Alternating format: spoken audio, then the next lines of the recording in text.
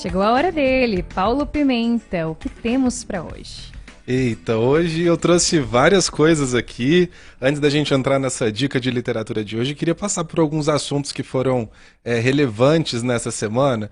O primeiro deles foi, a gente falou há um tempo atrás, que o Stênio Gardel, que escreveu A Palavra que Resta, havia sido indicado para um dos principais prêmios de literatura dos Estados Unidos.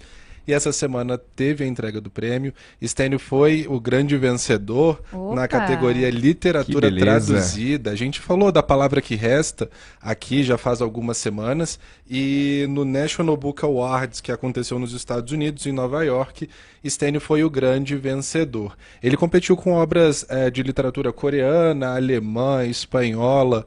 E aí o Stênio foi o grande vencedor. Fiquei muito feliz, a gente debateu esse livro aqui na nossa coluna, a gente trouxe. A Palavra que Resta fala de Raimundo, um homem de 71 anos que aprende a ler e a escrever só para que ele pudesse ler uma carta que ele recebeu de amor quando ele era mais jovem. Então, deixo essa dica aqui para vocês, parabenizo o Stênio, muito legal a gente ver. Ele foi o primeiro brasileiro a ganhar, a ser premiado nessa competição, nesse prêmio, na história. Isso é muito legal. E A Palavra que Resta é o romance de estreia do Stênio, hein? Olha, eu vou dar uma dica aqui para todos os escritores do Brasil e do mundo. Eu já até Paulo sei. Pimenta é pé quente. Eu acho. Se você ter o seu nome e o seu livro aqui divulgado pelo Paulo Pimenta, Imagina. você aumenta a chance de ganhar um prêmio. Realmente a qualidade do Stênio é uma coisa surpreendente. Esse foi um dos melhores livros que eu li nesse ano. E A Palavra que Resta realmente marca, assim, sabe? Você pensar num homem de 71 anos aprendendo a ler para poder ler uma carta que ele recebeu há muito tempo. É uma história que você vê o talento do escritor nisso, né? De pegar essa história, de criar esse pano de fundo. E como a gente tem falado, eu faço questão de repetir aqui, Stênio sai do eixo Rio-São Paulo, isso para mim é muito importante. Stênio cearense, ganhando o mundo. Então, Stênio, parabéns, fico muito feliz com isso. Nossa, a gente parabeniza também, um baita orgulho, todo mundo ganha junto. É isso aí. Uma outra coisa que eu queria falar é que talvez venha aí o Museu da Literatura Brasileira no Rio de Janeiro. E isso é muito legal. Essa semana teve uma reunião lá no Rio de Janeiro com a presença da ministra da Cultura, Margarete Menezes, o presidente da Fundação Casa de Rui Barbosa, Alexandre Santini, participou também Marcelo Calero, secretário de Cultura, a deputada Jandira Fegali, e isso é muito legal, porque vai ser um acervo com obras de mais de 150 autores e autoras brasileiros. E isso é muito bacana porque o Rio foi escolhido como a capital mundial do livro no ano que vem. Então vamos torcer para que tenham recursos, para que isso saia do papel. Quem sabe ano que vem a gente ganha mais um museu aí para valorizar a nossa literatura brasileira. Bacana, né? Que beleza, Tomara. vamos ficar na torcida. Paulo, antes de você entrar na dica de livro de hoje, eu também queria comentar que na semana passada eu me reuni com alguns amigos de infância, fazia tempo que a gente não fazia, juntou todo mundo ali para conversar. No meio da conversa começamos a falar de livros, de literatura. E aí é claro qual é o nome que vem à mente quando a gente fala de livros hoje, Ariane? Paulo Pimenta. Paulo Pimenta, né? E foi muito legal a discussão, porque estava cada um falando ali dos livros que estavam lendo, se parou de ler, se está com dificuldade de ler. E aí um deles soltou uma polêmica lá, eu falei, vou levar isso para o Paulo Pimenta. Que disse, olha, gente, nas escolas colocaram a gente para ler clássicos, nós éramos muito jovens, assim, às vezes com 12 anos a gente tinha que ler Machado de Assis, tinha que ler Zé de Alencar, e muitas vezes isso travou em muitos de nós, e você, ouvinte da Nova Brasil, o gosto pela leitura. Eu sei que isso é muito polêmico, alguém pode dizer, não, mas é isso mesmo, com 10 anos tem que ler Machado de Assis. E aí a gente fez uma discussão lá entre a gente, sabe, ali, tomando um vinho, todo mundo falando e dizendo, olha, por que não bota as crianças para ler, sei lá, um Diário de Banana, um Harry Potter, alguma coisa que atraia mais essa leitura, para depois você vir com Machado de Assis? Eu sei que cada um vai ter uma opinião sobre isso, e eu nem sei se eu tenho ainda uma opinião formada sobre isso, mas eu trago pra gente conversar um pouquinho. Eu concordo 100%. Eu acho que os clássicos, eles devem ser lidos quando a gente tem um pouquinho mais de maturidade, assim. Eu acho que Machado de Assis, se você vai ler um Dom Casmurro, ainda é muito legal, porque faz parte realmente de uma história dali. Mas quando você vai ler Senhora, pelo amor de Deus, é muito difícil, assim, com todo respeito ao autor. Mas é um livro que faz a pessoa querer desistir de ler para sempre, quando você é criança, né? E eu concordo realmente que a gente precisa de uns livros que falem mais, ainda mais quando a gente está competindo com as redes sociais, né? A gente está competindo com o Instagram, com o Twitter, com o TikTok. E tirar o jovem, o adolescente dali para ele ir para a literatura, precisa ser uma coisa que se aproxima aproxima da realidade dele.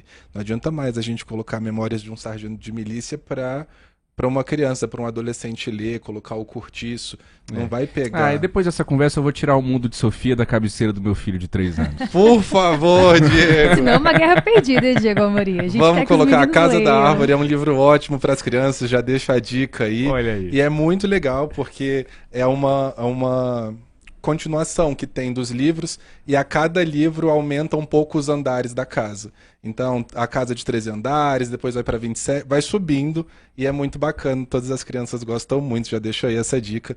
Mas eu Casa concordo. da Árvore. Isso, Muito bom, já anotei aqui. os clássicos vamos deixar para quando a gente tiver um pouquinho mais de entendimento, né, para pegar ali mesmo pelas crianças. Aproveito que você trouxe esse assunto, só para dizer que na Escola Classe 803 do Recanto das Emas, eles estão fazendo um projeto muito legal que se chama Era Uma Vez, que eles incentivam as crianças de 4 a 12 anos a escreverem os próprios livros. E isso é muito legal. demais. Eles fazem uma feira literária aqui no Recanto das Emas e aí é lançado o livro de algum desses alunos, assim. Teve um, por exemplo, agora que é o Guardião da Natureza, que é de 2 crianças de 8 anos, e aí um menino vê uma fumaça, a história do livro é a seguinte, ele vê uma fumaça perto do rio, liga para os bombeiros, e aí naquele dia ele decide se tornar o guardião da natureza. Foi a história inventada por eles, e um dos autores disse que pensou muito nessa história porque ele mora em área rural.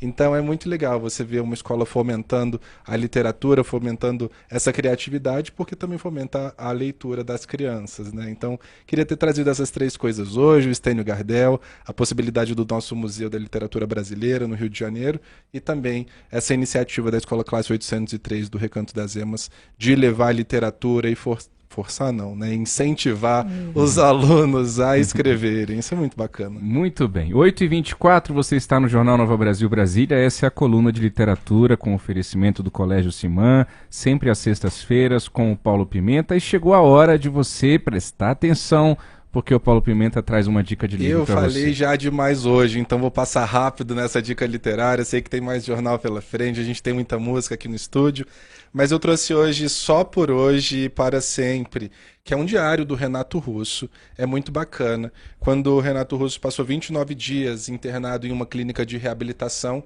ele escreveu esse diário, foi entre abril e maio de 1993, ele estava lá para lutar contra a dependência química, o Renato estava passando por alguns momentos de dificuldade, e isso tudo depois virou esse livro, que é basicamente um diário. A gente tem falado bastante aqui sobre a literatura de autoficção, misturar a realidade com o que aconteceu de verdade, mas nesse livro tudo o que aconteceu é realmente de verdade, é um livro muito bacana. Vou ler aqui um trechinho para vocês Que legal, é um entenderem. livro novo? Isso não, Não, é. é um livro de muito tempo. Eu acho que eu anotei aqui quando eu comprei, ó. Eu comprei dia 13 de julho de 2015. Olha só. E revisitando esses dias lá na minha estante, eu falei, nossa, eu quero falar desse livro.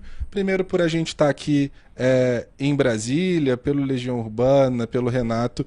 Vou ler aqui um trecho que ele diz o seguinte: aqui me sinto seguro porque percebo um verdadeiro sentido e sentimento de amizade entre todos, o que sempre procurei em minha vida. Posso estar completamente equivocado, mas sinto que minha dependência sempre foi provocada por esse sentimento de ser genial, inteligente e gentil e nunca ter retorno. Talvez meu problema tenha sido justamente me achar especial demais e, para enfrentar o tédio e a estupidez do mundo, utilizar-me das drogas para poder baixar o nível. Também gostei da citação do Eclesiastes, um tempo para plantar, um tempo para colher e tal. Meus colegas de quarto são legais e espero que tudo isso não seja apenas euforia vazia. Então é um relato ali muito nu e cru do Renato Russo, que ele passa nesses 29 dias nessa clínica de reabilitação. Ele conta dali dos problemas que ele estava passando, de como é que eram os exercícios, ele que fez todos esses exercícios de um jeito muito certinho. Coloca vários aspectos da vida pessoal, fala dos romances, do que ele sente falta, que ele sente falta do filho Juliano, da família, dos pais. Então, queria deixar essa dica para vocês hoje, Só por Hoje e Para Sempre. Como é um diário, eu acho que qualquer coisa que eu ler mais aqui ou contar acaba dando um spoiler que não precisa. E é um livro que você lê muito rapidamente, são 160 páginas. E eu acho que é bacana, a gente que é daqui de Brasília tá mais por dentro de quem foi realmente o Renato. Não é um livro que você vai esperar as músicas dele, aquela poesia toda que existia nas canções, Pelo contrário, é um livro que ele coloca ali como se ele estivesse vomitando mesmo nesses dias. É bem bacana. Muito bem. Regina, todo mundo que entra nesse estúdio sexta-feira tem que falar um pouquinho também da relação com a literatura, com os livros e de que forma isso também te ajuda com a música.